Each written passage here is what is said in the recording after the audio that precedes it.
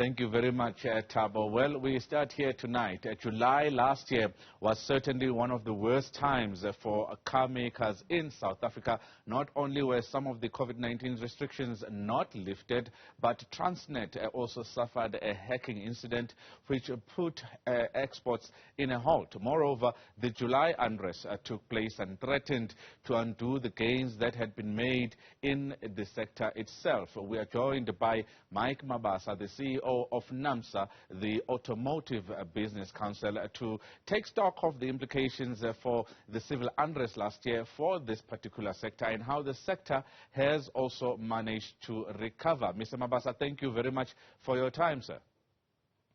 Thank you for having me, Kolani. Mr. Mabasa, let's start here. A lot of people during that time, exactly 12 months ago, were going through the most, the biggest fears as you watched those two provinces, KwaZulu-Natal and Gauteng, go up in flames as a sector, coupled with everything else that was happening around the country, in particular with Transnet and COVID-19. What were you going through in terms of looking at how the impact is going to be for your sector? Yeah, absolutely. So the automotive industry was obviously impacted quite significantly by the unrest last year. Because remember, KwaZulu-Natal and the Durban port in particular is our biggest port of entry that we use for both our exports and also for our imports. Because South Africa is a vehicle-producing country, and 64% of the vehicles that we are producing in South Africa actually goes out of the country as exports to 152 different markets around the world. And during that particular time, we were not able to do any business.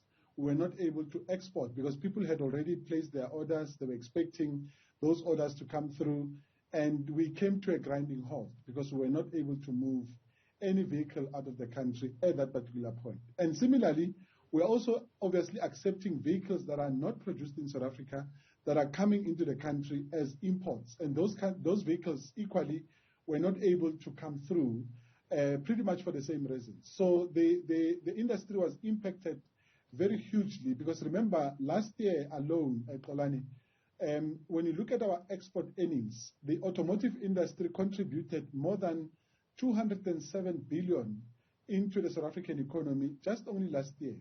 And we obviously could have contributed even more during the course of 2021 had we not obviously had those disruptions. So those disruptions actually hurt us quite significantly during that particular time because it took us also a very long time for us to be able to recover because we had already dispatched some of the ships out of Europe to come to the Durban port. And some of those ships had to obviously wait for a very long time in order for them to be able to dock into the port, in order for them to be able to be offloaded. So that has had a very, very huge impact for us as a sector.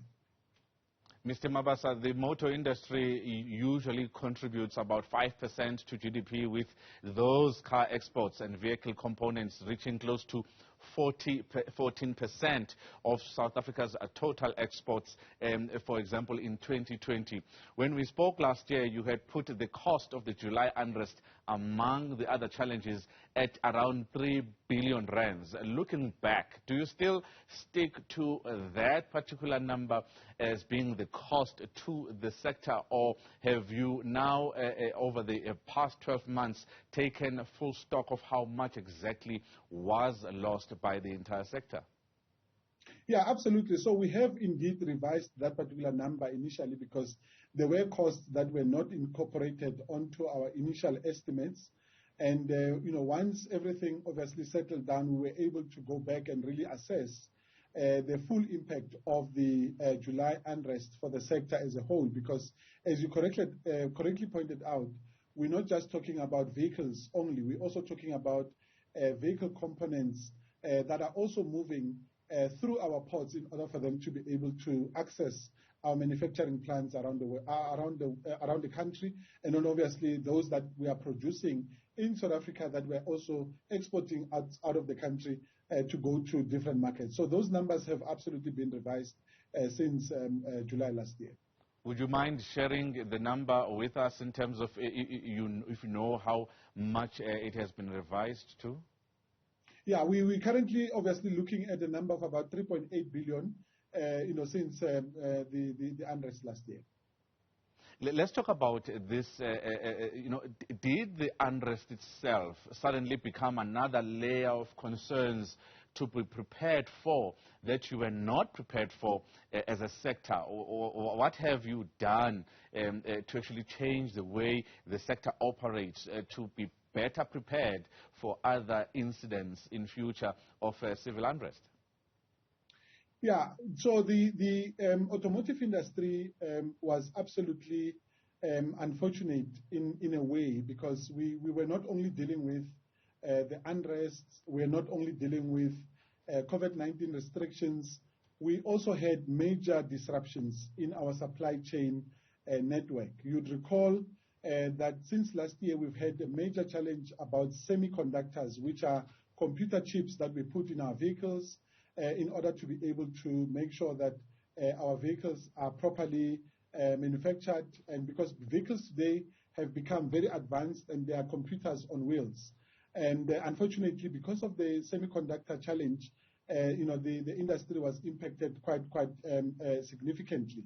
We've also seen quite a number of other disruptions, including, for example, since last year, when the N3 is impacted upon in terms of truck stoppages and some of those challenges that we have on the N3, that also has a very huge impact on the industry.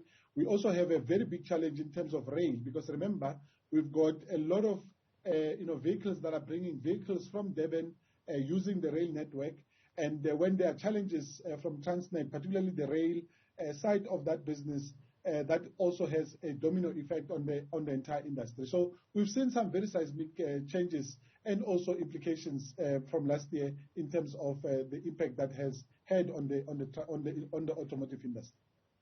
Are you confident that authorities in South Africa today have their fingers on the pulse and can be able to prevent such unrest from happening again? Do you have any confidence in our authorities?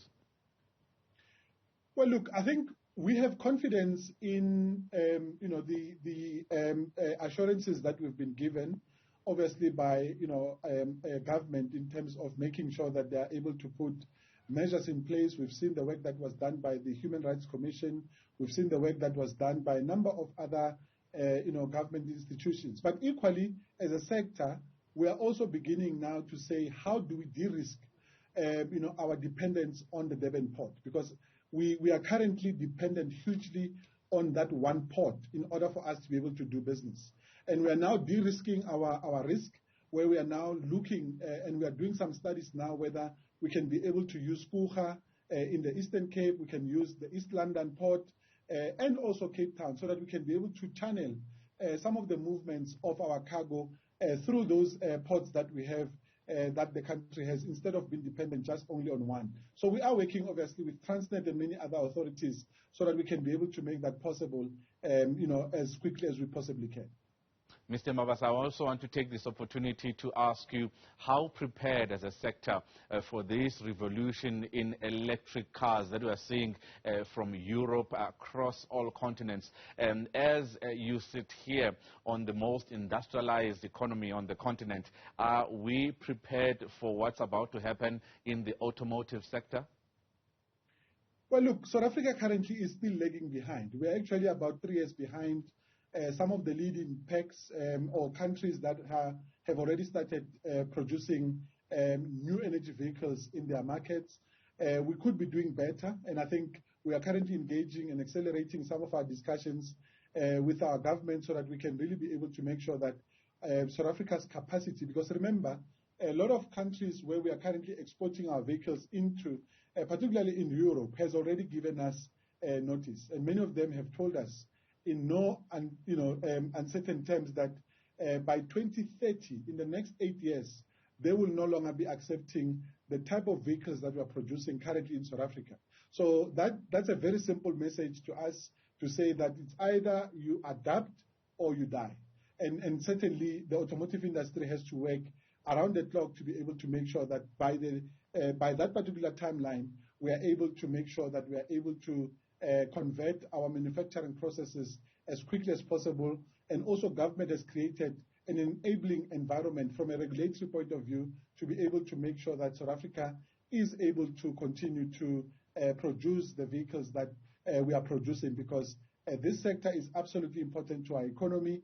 We cannot afford to go the route of other markets such as Australia, which unfortunately they are manufacturing based, for an example, disappeared from the surface of the earth, primarily because the industry and also the government in that country were not able to respond to some of the changes that the entire industry was going through. So for us as a country, we absolutely have no option but to adapt very quickly in the next 3 to 4 years.